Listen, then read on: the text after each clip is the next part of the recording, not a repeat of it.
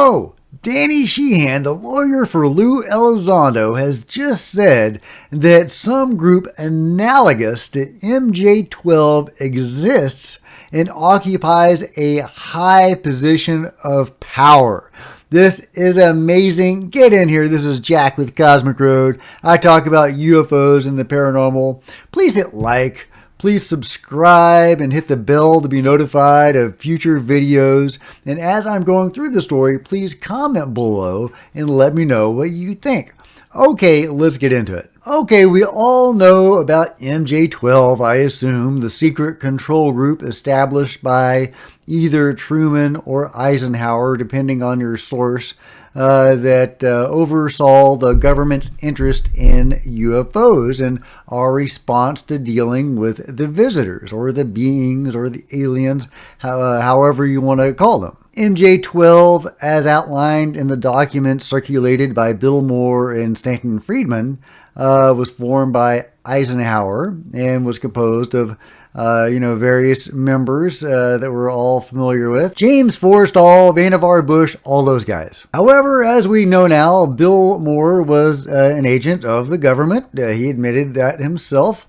That's not to say that he wasn't a good researcher and in some ways an asset to the UFO community. But he was pushing disinformation, whether wittingly or unwittingly.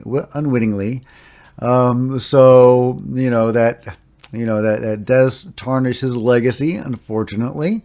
And it also throws shade and doubt on the MJ-12 documents that he circulated.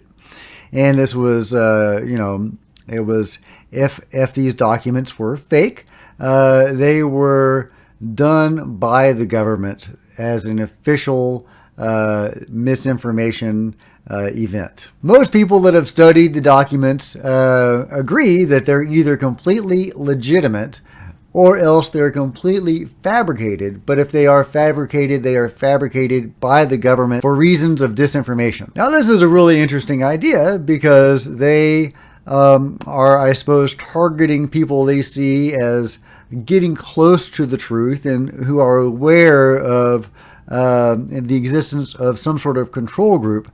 So they are throwing them off the scent of the actual control group. Who knows? Danny Sheehan says that it was Truman that started all of this, which is very interesting because that goes against the official MJ-12 documents.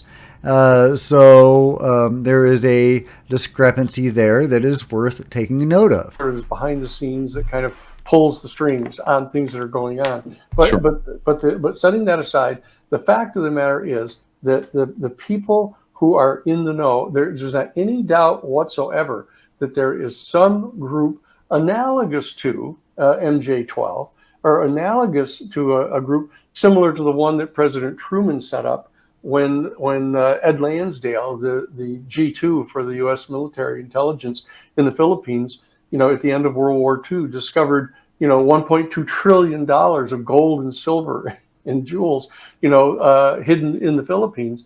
And they secreted it. They went and told Truman about it, and he took it completely out of the hands of the government.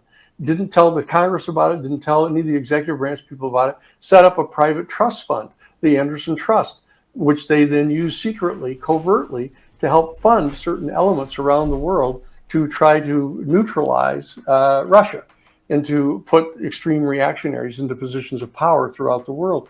And it was an extraordinarily secret program, the Anderson Trust, but this is something similar. That when this thing happened at Roswell, and the earlier thing that happened at Aztec, that when these happened, that Truman said, look, this is way too sensitive for this to be put into the hands of these kind of coming and going Congress people. And even coming and going elected executive representatives.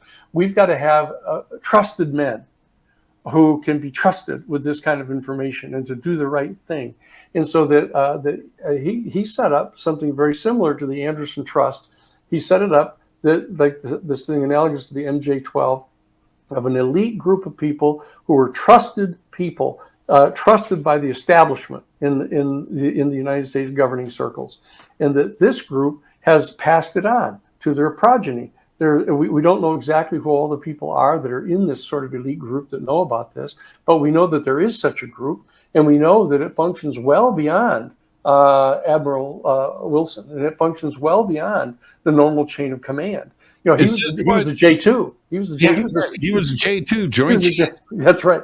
And so that we know that, but we know that it exists. So that this isn't chaos. I guess you can take some solace in that. This isn't just, you know, anarchy, you know, with just, you know, people trying to get rich on it. There's some kind of an elite, sophisticated, very intelligent, conceivably wise, but completely undemocratic group that is in charge of this. And the Congress wants to find out who they are. Yeah, before we head to a break, is this what Kennedy, you know, referred to so elegantly? You know, secret groups, secret handshakes. Well, it's interesting. We have to be careful about, you know, becoming too theatrical about it. But the fact of the matter is that in almost every single organization that anybody has ever had anything to do with, you always realize that there is some tiny group that really makes all the decisions. In preparation for this video, I looked up MJ-12 to see if there was anything that I may have missed over the years. And I came across a guy named Bill Cooper, who was a conspiracy theorist. You know, I have to use air quotes on that because conspiracy theory was a disinformation term coined by the CIA to throw people off of JFK and to suppress people looking into that, to discourage them from looking into that. Call them conspiracy theorists, they won't look into it. And so that term has just stuck around for all these decades, as it was intended to do, discrediting people that look into forbidden stuff. Well, Bill Cooper was one of these guys looking into forbidden stuff, and I had never seen his work before, probably because he was kind of crazy and he was ultimately, you know, murdered by the police, or, you know, is murder the right word? He resisted arrest by shooting back at the police, and they shot and killed him. At least that is the official story. You know, who knows? There's so many mysterious deaths, you know, among the group of people that probe these issues, especially in the vein that he was probing them.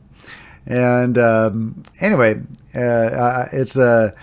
he also, his version of MJ-12 also begins with Truman. So I thought that was worth pointing out. Now, he has it that the official control group began under Truman, but it didn't become MJ-12 until Eisenhower. But it was a different MJ-12. It wasn't necessarily the people outlined in the Bill Moore documents. In other words, a completely different MJ-12. However, Forrestal was involved, according to Bill Cooper, and his death was related to him not wanting to keep this from the public. Anyway, at some point I may have to do a separate video on Bill Cooper because he's an interesting fellow with some interesting stuff to say about MJ-12, but, you know, it's worth pointing out that his version of events kind of corresponds to what Danny Sheehan is saying. That doesn't mean one is right or both are right, but it's worth taking note of, especially because they come from completely opposite sides of the political aisle.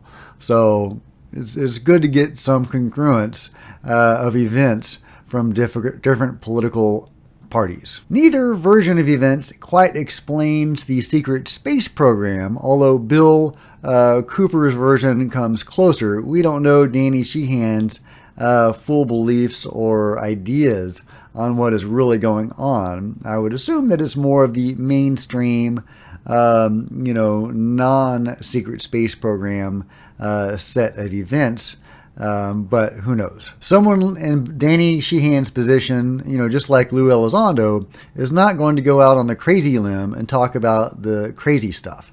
However, Lou Elizondo has said that he finds Terry Lovelace credible and a good person, and Terry Lovelace saw 50 or more military guys aboard a giant UFO.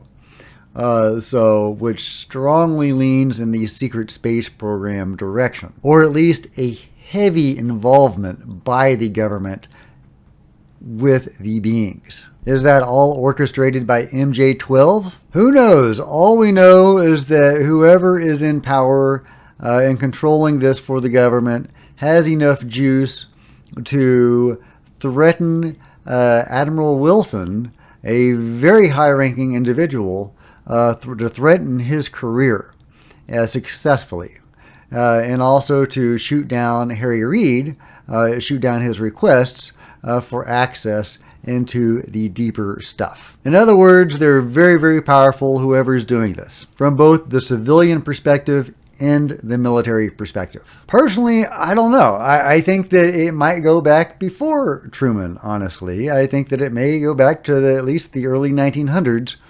At least somebody was dealing with this. Maybe it wasn't quite at the level of the president. Maybe there were some other entities involved within the government or outside of the government that were looking into this and doing stuff in response to the phenomenon. But the government suppression of this stuff, from my research, seems to have occurred in the early 1900s. There was a newspaper article, I think in 1907. I wish I had that on hand for you. I don't.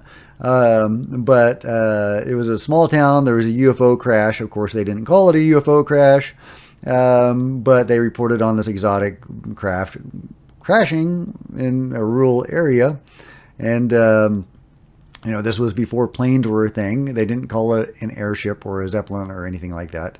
Although that was probably the only terminology they would have had for it at that time. However, the very next day, they retracted the story.